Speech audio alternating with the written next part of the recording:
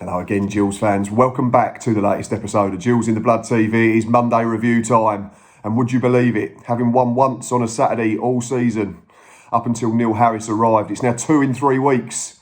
2 away wins on the bounce for Neil Harris's men, courtesy of Saturday's 1-0 victory at the Keepmoat Stadium against Doncaster, which could potentially prove pivotal for the Gills in their battle to stay in League One.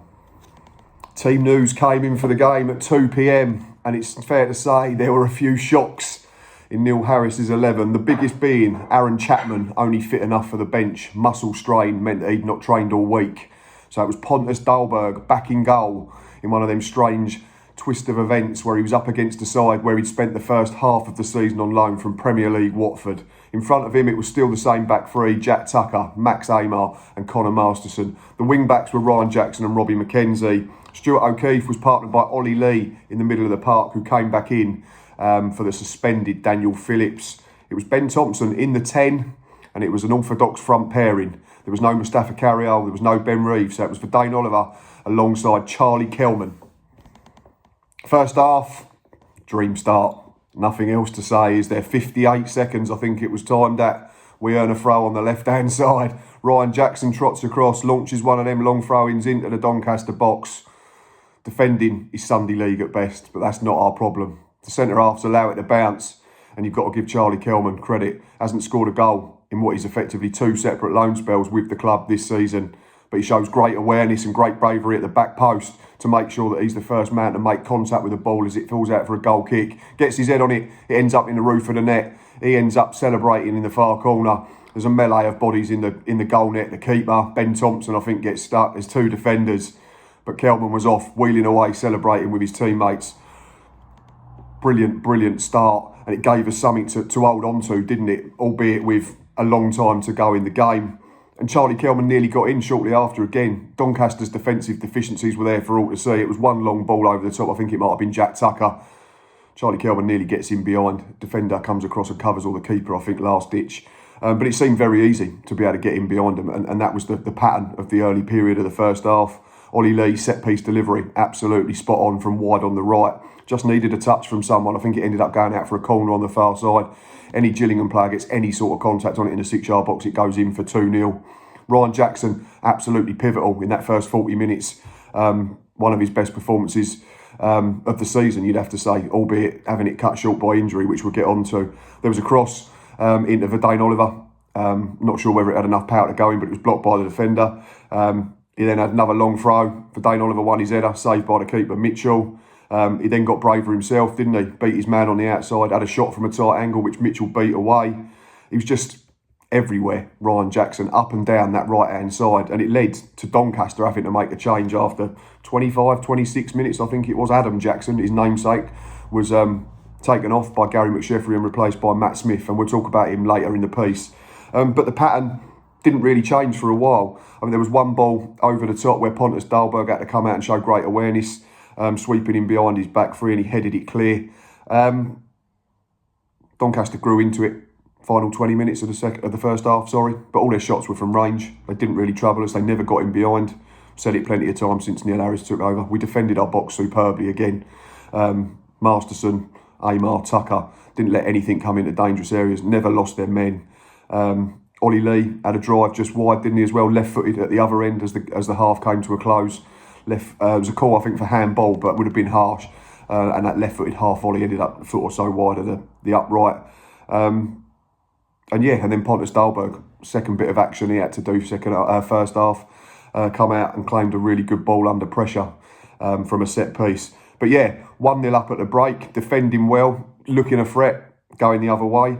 All was good, aside from poor old Ryan Jackson pulling up with a hamstring problem, which meant he had to be replaced on 40 minutes by David Tatonda. I think second half, Rovers were always going to come out and try and be on the front foot very early and try and pen us back into our final third and try and cause us some problems. And they did, to a degree. They improved on their showing from the first period. But they weren't a lot better. Again, shots were from outside the box. They didn't really get in behind us. They never really got to the byline and stood anything up across the 6-yard line. There was a decent block, I think, from David Tatonda early on from a snapshot from around 17, 18 yards. Charlie Seaman had a shot straight at Pontus Dahlberg, comfortable save. There was another one from a tight angle, left-footed, that Dahlberg stood up to and beat away, a good stop. But again, one you'd expect him to make. But everything that Dahlberg was called upon to do, he did it really well. But yeah, after 15, 20 minutes of the second period, we nullified what they'd done. We quietened the crowd back down, and we got back on the front foot again, didn't we? Again, I've wrote we defended our box really well. Seems to be a huge trait of this Neil Harris Gillingham, and long may that continue. For Dane Oliver, got no protection again, did he? There was a foul midway, 2/3 of the way through the second period, where he spins in behind, I think it's Roshan Williams, just grabs hold of his shirt. You can see it for all the world, and the referee does absolutely nothing. I think if it's a foul, there's a case for a red card, because for Dane Oliver's away. I don't think anyone's covering. Roshan Williams is the last man, but thankfully, from our point of view, it didn't come back to haunt us. Josh Martin, I think, was probably one who carried a threat goalwards in the second period more than any other, and it was him that worked himself an opening late on, 87 minutes. It's never fun watching us try and close out a game, let alone try and watch us close out a game on social media.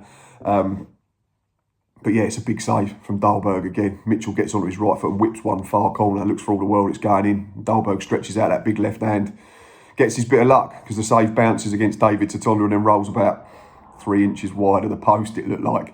But that's the bit of luck we need. That's the bit of luck we earned, more importantly, as well. But I thought structurally and in our shape, we were absolutely spot on. Obviously, it started first period as a 3-4-1-2. And then without the ball, it was a 3-4-2-1. Charlie Kelman was clever in dropping in and almost playing as a second 10 alongside Ben Thompson, leaving for Dane Oliver as the lone striker.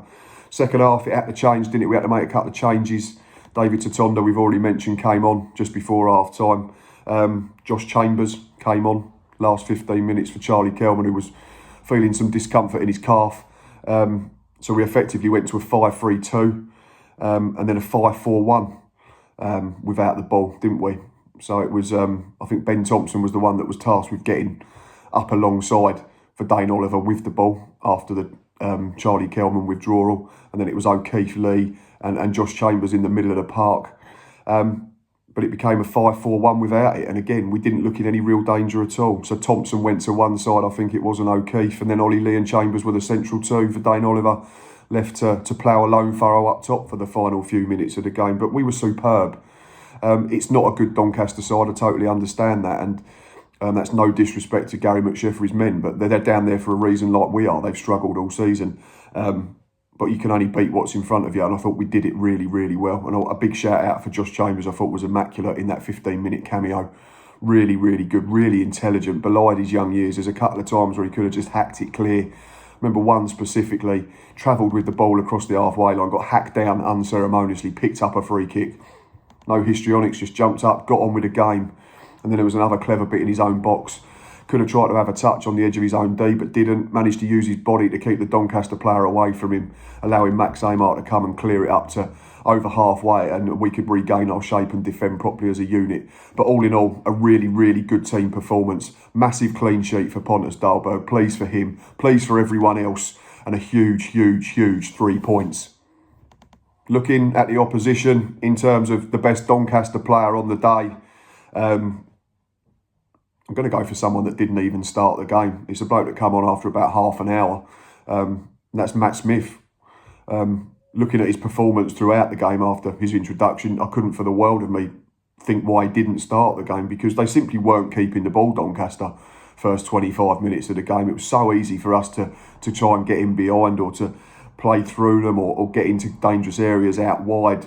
They just had no cohesion in the middle of the park. Every time they got it, they gave it away. But he came on and he improved them. He allowed them to get a foothold. He allowed them to keep the ball. He allowed them to pass the ball, which is what we've become accustomed to over the last few years, watching Doncaster sides. We have to remember, this is Doncaster. In a different guise, I get that, the playing staff, but they've always liked to get the ball down and play nice football. If you remember the Darren Moore teams, there was none of that. Or they were at least trying to do it, but they couldn't do it.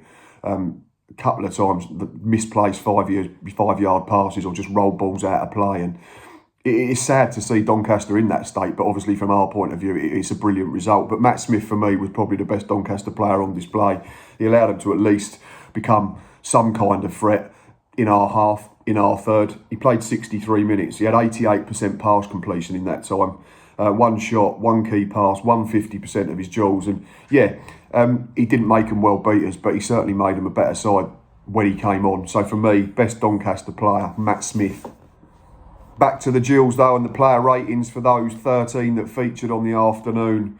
Really solid team effort, like I've said a couple of times already. Solid ratings across the park. Pontus Dahlberg back in goal between the sticks. I have to remember, last game that he played, he shipped 7 and conceded a penalty against Oxford. He's had to sit and watch Aaron Chapman keep clean sheet after clean sheet since then, after the Neil Harris arrival. But I thought he was really, really good. He's not called into, you know, what you'd call top class action in terms of saves, but what he's done really well. Like I've mentioned, he swept up behind his back three superbly. His communication was good. He come and bossed his 6-yard box when he had to. His distribution looked fine from watching the game back on iFollow the whole game. So I've given him a 7.5. Big save right at the end, wasn't it, to preserve the clean sheet and the 3 points, which could ultimately prove hugely decisive come the end of April. In terms of the 3 in front of him, I've gone Jack Tucker, solid 7. Max Amar and Connor Masterson, 7.5. Between the 3 of them, they were absolutely spot on again. They've seen off any of the Doncaster threats that have come their way. Defended that 6-yard line superbly well. Protected Dahlberg, which we probably had to do a little bit. I'd imagine his confidence had taken a bit of a dent because of that Oxford hammering. But all 3 of the centre-backs absolutely spot on again. Wing-backs, I gave Robbie McKenzie a 7 and Ryan Jackson. I gave Ryan Jackson 7.5. I might get accused of being too high. I got accused of being too high last week with my match ratings, but I'm going to be positive today and I'm not going to make any apologies for it. It was a really, really good performance and a really good team effort. Ryan Jackson would have been a contender for man of the match if he continued for 90 minutes at that rate of play. He was absolutely superb. Defensively, he was never in any trouble. His pace was spot on, getting up and down, kept pinning Adam Jackson back to the point where he had to be taken off. Got 3 good balls into the box. His throw-ins were a threat. He set up the goal early on. Nearly scored with a shot that was beaten away at the near post. So 7.5 for him and 7 for Robbie McKenzie, who just continues to be solid wherever you put him.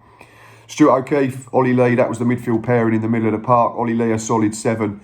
Probably as good as I've seen him in that orthodox central midfield role under Neil Harris. Thought he was very decent. He's unlucky to not claim an assist himself with that wicked free kick right at the start of the game, which could have put us 2-0 in front. Stuart O'Keefe back to his belligerent bullying best, wasn't he? He was absolutely everywhere. You can look at stats sometimes and you think, oh, he's not done loads, but he just, it seemed like there was 2 of him on the pitch for the entirety of the 90 minutes, whether that was harassing a full-back or a centre-back, putting his foot in the middle of the park, giving it to those players that can go and make magic happen. Stuart O'Keefe, real captain's display, 7.5. Ben Thompson, solid 7, wasn't always in the game, but kept working hard, was willing to work hard and work back and track back and help his defensive players out. We're starting to see the best of Ben now. It's consistently good performances at the moment from the man that we got from Millwall for the remainder of the campaign. So a solid 7 for him. For Dane Oliver, like I've already said, doesn't get any protection at the moment. There was a moment of frustration, I think, in the first half where he almost swung an arm. But I'm not condoning it, but you can understand it because he's consistently having his shirt pulled. He's consistently being run through the back of, knees in the back, arms to the back of the head, and he gets absolutely nothing. But he continues to jump, continues to win his battles, continues to win flick-ons. So solid 7 for Dane Oliver for me. A couple of headers on target as well. Charlie Kelman, best performance in a Gills shirt, I'd say. We've seen Charlie for 2 spells this season, once under Steve Evans and Paul Rayner, and now under Neil Harris and Dave Livermore.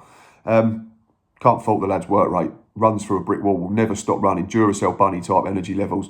And I've said a few times this season, he's been decent for 45 minutes or 55, 60 minutes, but then he fades and goes missing for half an hour. I thought right up until his withdrawal on Saturday, he was in the game and he was causing problems to a Doncaster backline. Great awareness and bravery to score what turned out to be the winner very early on. But his movement was really good. He was getting around for Dane Oliver's flick-ons. He was drifting into space. I remember a couple of times, second half, he'd pull out wide left and it was allowing other players, whether it was Stuart O'Keefe or Ben Thompson, to then run into space in between the centre-backs. Really intelligent performance from Charlie Kelman. And with the goal, I bumped him up to a 7.5. David Tatonda and Josh Chambers, the 2 that came off the bench, I've given them both 7s. Thought David Tatonda just took a couple of minutes to settle. There was one time where he tried to dive into a tackle and then got caught out. But after that, I thought he was good. He made a big block second half. Got up and down left-hand side. Tried to get balls into the right areas again. And Josh Chambers, I've already mentioned him. I thought he was very good on debut.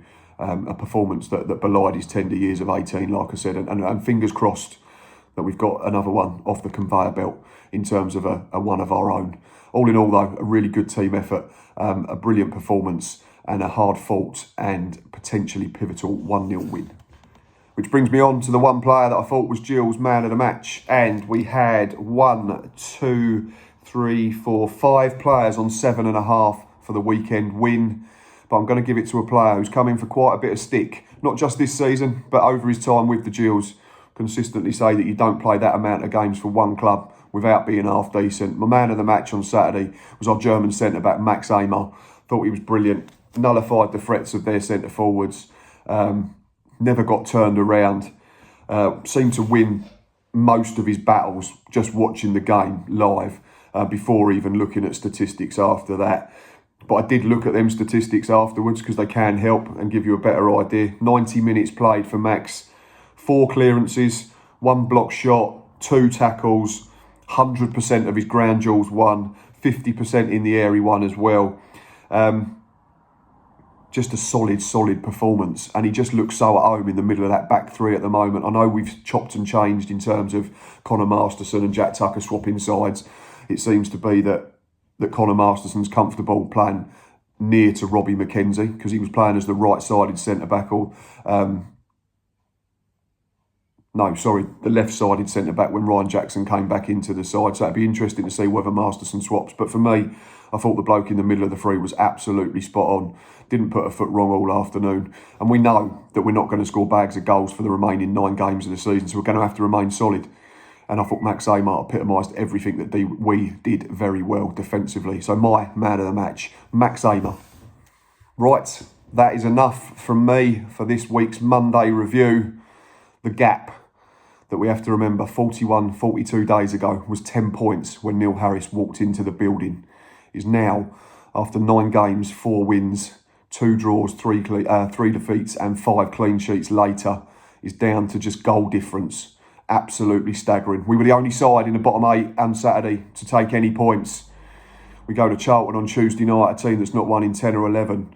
We've got Wimbledon and Fleetwood both in our sights. Wimbledon haven't won in about 17 or 18. Fleetwood can't hold on to a lead. Continually chucking away points from winning positions. Haven't won in 10 or 11 as well, I think. We leapfrogged Morecambe as they lost at the weekend to Cheltenham as well. So again, we can say it's the hope that kills you, but we can also say that we keep ticking off one team at a time. Now it's can we clamber above the line. Tuesday will be, absolutely massive. For all of you that are going to London, please sing loud, please sing proud for me. I will not be there again, unfortunately. The 2 biggest away games of the season fall in the same week that I've got to shell out a few £100 because I'm going to Cheltenham races. I shall be watching on iFollow and cheering on the boys from afar. Bring them points home for us, everyone who travels to the Valley. It's another positive weekend. It's another step in the right direction.